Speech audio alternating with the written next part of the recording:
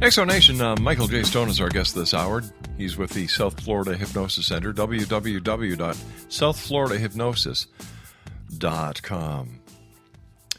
Yeah, it seems that I understand the programming aspect. I've said this many, many, many times, that a child is just like a blank hard drive. We, society, program the child. We bring the child into a world of fantasy, and then at the age of 7 or 8, we just pull that fantasy carpet right from under them and say, you know what, for the last 7 years we lied to you. There isn't a lady not a good thing. Yeah, and you know, we see this with the books the kids read. The world of fantasy that we encourage as parents. And I think this is all wrong. And I can understand where you're coming from. And I'm just glad that for those people who can't self-analyze their feelings, that there are people, credible people like you out there, Mike, to help them. Oh, thank you. And I know the time is short.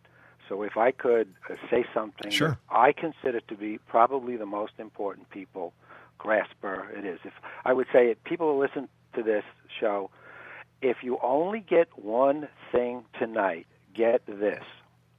The words you say, which stem from inside of you, are one of the greatest powers you have if you use them right.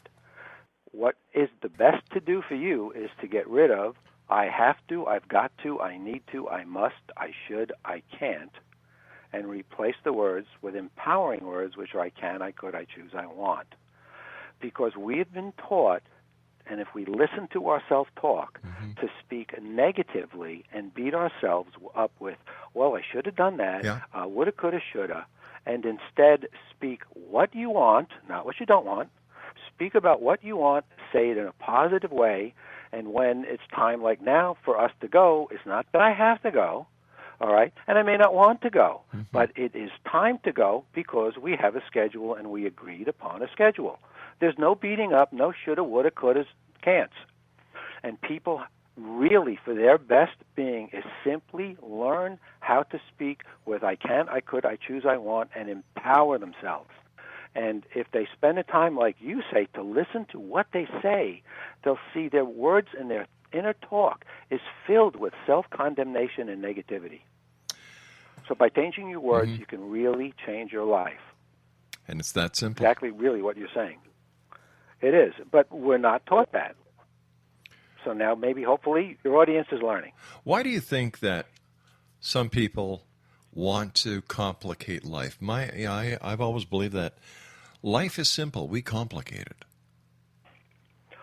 I agree, and it is run emotionally, and you're taught to real fast, to really take into account your emotions. And what people don't realize is that your emotions are your inner mind talking to you, and they're trying to get a result.